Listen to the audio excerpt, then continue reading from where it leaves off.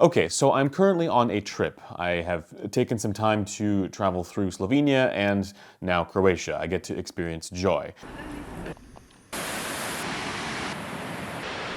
Boats.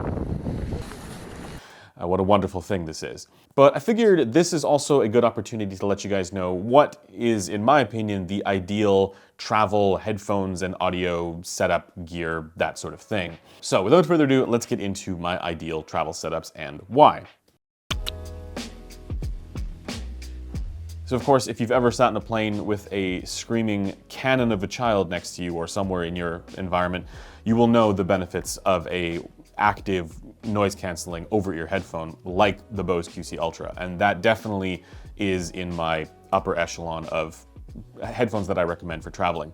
I used to think, oh, all you need is a good pair of passive IEMs and that's good enough for the airplane. And that would be true, except do you really want to take that risk that you're just going to have a totally quiet flight around you? I don't think that that's realistic. So the Bose QC Ultra, for its noise cancellation alone, is in my ideal travel setup. You know, ever since I got a chance to use it on a plane, I've sort of been ANC pilled, particularly to do with how good the experience was using that headphone. Now, the runner-up here for me would be the Focal Batiste MG. That's strictly for sound quality reasons. Its noise cancellation is decent, but it's not on the level of the QC Ultra. And you know, strictly for the airplane, I think the QC Ultra would still be my pick, but I can see a very good case for the Batiste MG if you are that much of an audiophile that you have to get the most exceptional sound quality. The Batiste MG is probably the way to go there because its sound quality is just better. Now, I'm also of the opinion that any good travel setup for an audiophile has to include some passive IEMs as well. Every audiophile needs to have one set of IEMs specifically for travel purposes. And the one that I like the best for this is actually the 64 Audio U6T. And it is one of the ones that I rank very highly for its sound quality. I think there's a good argument there between the U6T and the U12T. I can see a case for either one of them. And of course, this is going to be highly dependent on the person, both for sound quality and comfort. If you are unaware as to why, you can check out this video that I did on the limitations of IEMs and understanding how they actually perform. But for me, the U6T is a great balance of both sound quality and comfort. I'm very sad that I no longer have access to that product. If you're wondering what it sounds like, it's not exactly a new, super hyped IEM, but it should be hyped. It turns out to be actually a very good fit with the newer styles of IEM tunings that we now understand better, right? So we now understand what good is in IEMs so much better than what we did before, because everybody was sort of hung up on, you know, all the Harman stuff to do with IEMs, and it turns out now there's new research that indicates that, yeah, actually these styles of tunings with a little bit less ear gain are actually preferred. And it is also flexible for the different modules that you can put in it. So if you're unfamiliar, the 64 Audio IEMs, you can kind of customize how much bass there is with the various different modules that they have. And you just kind of like plonk them in there into the shell. So it sounds great. It's also quite versatile. And importantly, it's very comfortable for me. So these are all important things for me, especially if I'm traveling. And lastly, for this ideal travel setup, the Q-Delix 5K. I mean, I can't leave my house without a Q-Delix 5K. I get anxiety. Why? Well, it's a wireless Bluetooth dongle that has a simple EQ interface that just works, that gives me all the customizability and flexibility that I might want. And you know, I'm an EQ head, so you know, you gotta have the Q-Delix 5K. Now, unfortunately, I haven't been able to bring with me my ideal travel setup.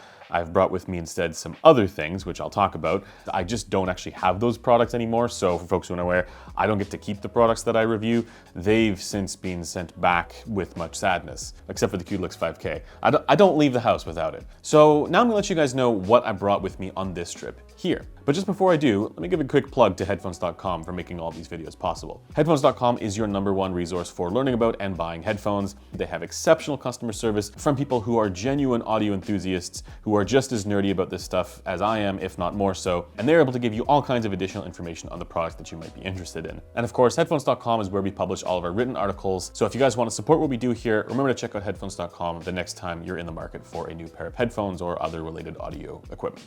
For this trip in particular, I had to bring with me a lot of my production equipment, so like my camera setups and everything. And so I had to make some hard choices when it came to, you know, the audio stuff that I brought with me. So the reality is that this trip is just concessions all the way down. But I also just wanted to try some new stuff in the context of travel. I think that's the key thing for me with all of this, When you are traveling with a piece of gear, it gives you a different perspective on how you're able to use that piece of gear and its potential benefits and limitations. So, when you're using noise-canceling headphones on an airplane and there's a screaming child like an absolute cannon right next to you, noise-canceling headphones are awesome. Now, ordinarily, I would have brought with me the Apple AirPods Pro 2 because I'm a big fan of the sound quality that one has, and it's a noise-canceling product, and I did feel that I needed some noise-canceling on the plane. But I've had some bad luck with the AirPods Pro 2, or just bad performance on airplanes when it comes to its noise canceling. It's been very inconsistent for me, such that I get totally fine ANC in one ear and intermittent ANC in the other, depending on where I'm sitting on the plane. It's really weird.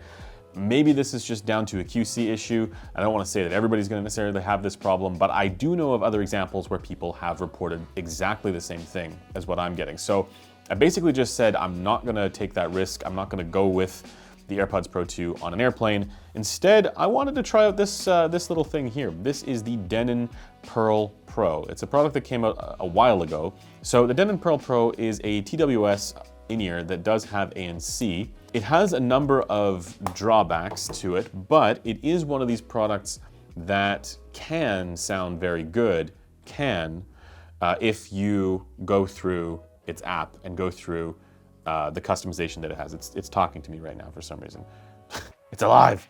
This is one of those products where if you don't use its app and you don't use its personalization, customization setup, it sounds absolutely horrible. There's no point in even considering this product unless you're going to do that. When you do that, it actually sounds decent. It sounds like a lot better. Now, part of me, the cynical part of me, feels like this is intentional, where it's not really doing all that much. It says it's doing this measurement of your ear and that it's going to be, calibrating the result of the tuning here based on how you hear sound. Color me skeptical on this one. I am a little bit okay, the way that they've presented this is a little bit here is how it sounds with your specific personalization. Push this button to hear it that way. And the default is so bad that everybody who tries this product must be going oh my God, the personalization makes all the difference in the world. And it's yeah, it does, but the default is so bad that it kind of feels like cheating in a way, right? If the default had been competent, then maybe that difference would be a little bit more subtle. But here's the other downside with this product. The fit itself is not great. It's comfortable, that's not the issue. It's just that it can occasionally fall out of your ears. And so I would never use this running or jogging or anything like that. Now, on the plane, it was mostly okay because I'm just sitting there stationary. The ANC was consistent here, no issues whatsoever. And I didn't have to deal with the screaming child that it was in my area. So the Denon PerL Pro, I'm not sure that I would necessarily recommend it, but it has a ton of customizability and it actually does sound good, very good, once you go through the personalization. It's just that I don't feel great about the way that is presented to you, as if this is some novel thing. But that's all I have to say about the Denon PerL Pro. It's been interesting to use on this trip. The second thing that I brought with me was the CrinEar Meta. Now this, as I've said in our review of the Meta, it's one of my favorite of the new Meta style tunings. I don't like it as much as Crin's Dusk default DSP with a DSP cable, but I didn't want to be bothered with a DSP cable. So the sound quality with this one, while it has its issues, the bass quality is not as tight and tactile as I would like, and there is a bit of a length mode resonance for me. The main reason why I chose this over most of the other, almost all the other, sort of new Meta styled sound signature IEMs that are out there is the fit and the comfort on this is better for me than most of them. In fact, I think it's better than all of them. And again, I'm using these for long periods of time because this is all I'm taking with me, other than the Denon here. So for me, when it comes to travel, comfort is an extra layer of importance. And that's why I ended up going with the CrinEar Meta. And yes, again, I did bring the Q-Deluxe 5K with me, but I also brought with me the Fosi Audio DS2. This is a dongle DAC that seems to be fantastic. It seems to be one of the best that you can get, at least according to the measurements that I've seen of it. And the main reason I wanted to bring this is I wanted to try it out at Munich High End to see Can it power some of these more demanding headphones? And if this is as good as it seems to be, this is probably all that anybody would ever need for a DAC amp in the modern day of headphones. I think this could replace desktop setups for the vast majority of people.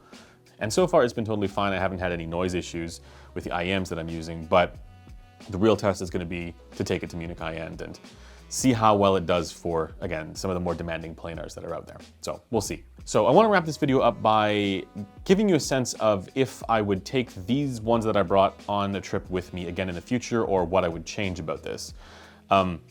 The DS2 and the CrinEar Meta for sure, that's an easy yes, I would take those with me. I think that's a solid travel setup. The Denon PerL Pro is an interesting one that I think my answer to that is probably not, even though there are things I like about it. I think it's probably worth looking at other TWS if you're planning on being a little bit more active with it, because again, the biggest problem with this is that it just doesn't stay in the ear securely enough. Like, it's not falling out right now, but like it does kind of work its way out a little bit. But despite some of my gripes to do with the fit of the Denon PerL Pro, this travel setup worked great for me, both on the plane and as I've been kind of going from place to place.